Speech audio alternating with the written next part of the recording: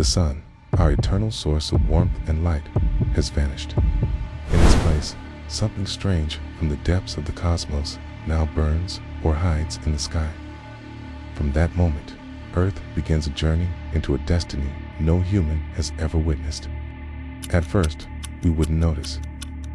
Light still takes 8 minutes to travel from the sun to Earth, but when those minutes pass, the sky turns black.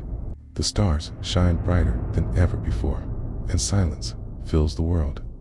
If the sun were replaced by a black hole of the same mass, the Earth would not fall in immediately.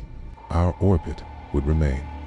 Yet, there would be no light, no heat, only eternal cold and darkness. Plants would die, oceans would freeze, and life would slowly fade away. If instead a neutron star appeared, a body smaller than a city, yet heavier than our sun, Earth would be showered by deadly radiation and magnetic storms. Pulses of X-rays would scorch the surface, turning our home into ashes. If the sun became a white dwarf, the faint ember of a dying star, we would see a dim glow in the sky, high, but it would never be enough to sustain life. Slowly, Earth would freeze, and silence would consume everything. But imagine a red giant, a swollen star hundreds of times larger than our sun. It would swallow Mercury, Venus, and perhaps Earth itself. Oceans would boil, the atmosphere would ignite, and the world would become nothing but a burning rock.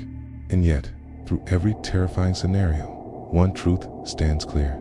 We are incredibly lucky. Our sun is not too massive to destroy us, and not too weak to abandon us to the cold. It is the perfect star for life. Perhaps this is just chance. Or perhaps, hidden within the cosmos, there is a deeper mystery. Why does our small planet orbit around such a perfect star? For more videos of Cosmos in a Minute, follow our channel.